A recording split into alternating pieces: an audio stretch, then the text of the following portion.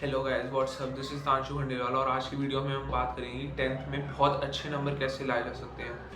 तो टेंथ में बहुत अच्छे नंबर लाने के लिए सबसे पहले आपको अपना शेड्यूल प्लान करना होगा अच्छी तरह। आपको अपने अर्ली मंथ्स में एटलीस्ट 2 आवर्स अ डे देना है और 2 आवर्स ये एक्सक्लूडिंग है आपका ट्यूशन टाइम का।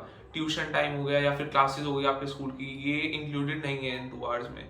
अब ये तो हो गया आपको अर्ली मंथ्स में कैसे पढ़ना है। अब जब एग्जाम टाइम पास आ रहा होगा यानी 2 मंथ्स बिफोर द एग्जाम, उसमें आपको एटलीस्ट 4 आवर्स अ डे देना है, वही एक्सक्लूडिंग द क्लासेस एंड आपकी ट्यूशन की क्लासेस और वगैरह। अब ये तो हो गया कि आपको प्लान कैसे करना है अपना शेड्यूल। अब मैं आपसे बताऊंगा कि सब्जेक्ट वाइज कैसे पढ़ना है। अब हम सब्जेक्ट वाइज बात करते हैं कि हमें पढ़ना कैसे है। सबसे पहले मैथ सब्जेक्ट की बात करते हैं। मैथ्स में होता क्या है, मतलब एनसीईआरटी सफिशिएंट नहीं है बिल्कुल भी आपके बोर्ड के एग्जाम के लिए। मतलब थोड़ी बहुत है, काफ़ी है, बट पूरी नहीं है। अगर आपको बहुत अच्छे सिक्योर नंबर करने हैं 95+, तो आपको एक एक्स्ट्रा बुक लेनी ज़रूरी है। या तो आप प्रीवियस ईयर बोर्ड की ले लीजिए या फिर एक यू लाइक की आती है जो पर्सनली मैंने फॉलो की थी, बहुत अच्छी बुक है वो, काफ़ी काम आती है। जब आपका सिलेबस कंप्लीट हो जाएगा उसके बाद आपको सबसे पहला काम करना है वो है यू लाइक के सैम्पल पेपर्स लगाने हैं।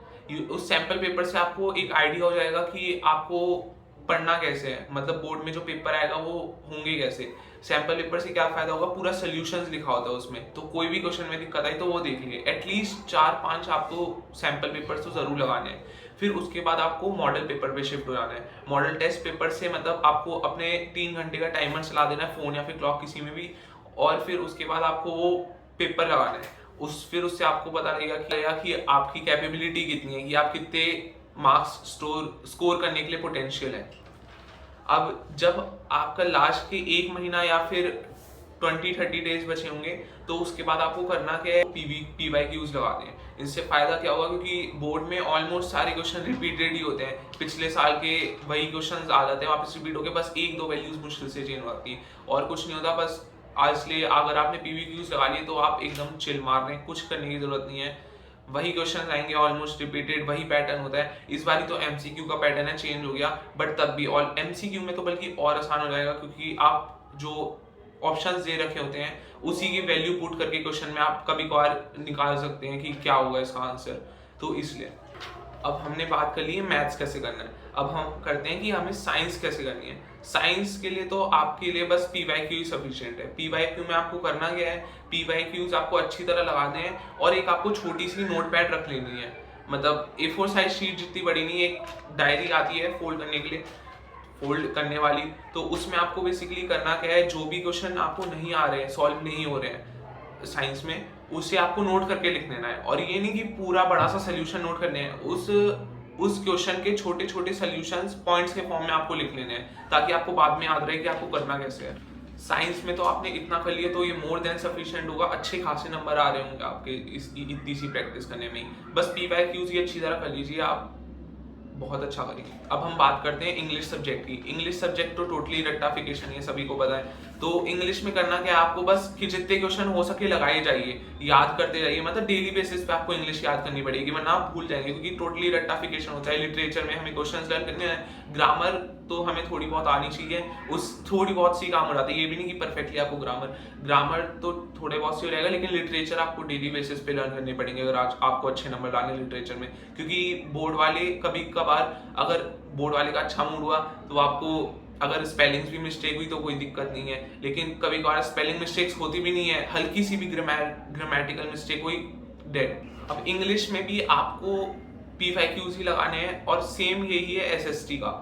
SST में भी टोटली रट्टाफिकेशन है। SST भी आपको रटनी है, रोज के बेसिस पे रटनी है, तभी आएंगे रोज। आप SST को तो चलिए स्टार्टिंग के डेज में 1 घंटा दे दीजिए, दिन का बहुत आराम से निकलेगा। स्टार्टिंग के डेज में 1 घंटा, फिर जब पेपर पास करेंगे तो 2 से 3 घंटे के बीच में आप अच्छी तरह उसे टाइम दे दीजिए, बहुत अच्छे मार्क्स आएंगे उसमें आपके। एक लास्ट टिप देना चाहूंगा मैं कि काफी लोग सोचते हैं कि बोर्ड है, गवर्नमेंट इसे प्रिपेयर करती है तो मतलब बहुत टफ होगा, ये होगा, लेकिन ऐसा कुछ नहीं होता। जो स्कूल का लेवल है उससे बहुत ज़्यादा आसान लेवल होता है बोर्ड का। मैंने खुद भी ऐसे ही सोच के रखा था, बट ऐसा कुछ नहीं है। आप वहाँ पे जाएंगे, आपको इतना आसान पेपर लगेगा, आपका कॉन्फिडेंस डबल हो जाएगा वहाँ पे जाके बल्कि।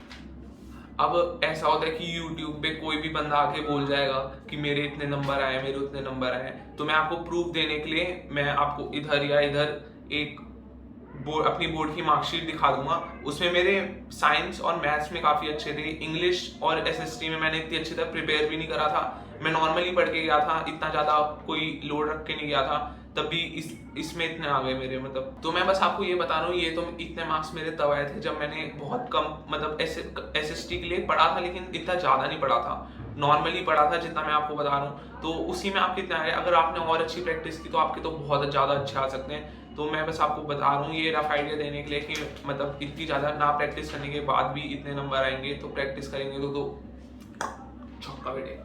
अगर आपने इस स्ट्रैटेजी को अच्छी तरह फॉलो करा टोटली रेगुलरिटी के साथ, तो कोई दिक्कत नहीं आएगी, आपके 90+ गारंटीड आएंगे हर सब्जेक्ट में। और बाकी आपको बहुत एकदम स्टेट टॉपर बनना है, आपको बहुत अच्छा, तो आप बस एक ही इलाज है इसका, प्रैक्टिस प्रैक्टिस एंड प्रैक्टिस। जब तक आप प्रैक्टिस करते रहिए, आपको और क्वेश्चनों के बारे में पता लगेगा, अलग अलग वैरायटी के क्वेश्चंस के बारे में पता चलेगा। प्रैक्टिस करिए, उसी से होगा आपका सारा, उसी से आपके 100 मार्क्स आएंगे। आई होप कि ये वीडियो आपको बहुत अच्छा लगा होगा। अब हम अगले वीडियो में और अच्छे कंटेंट के लिए साथ मिलेंगे, तब तक के लिए सी या बाय।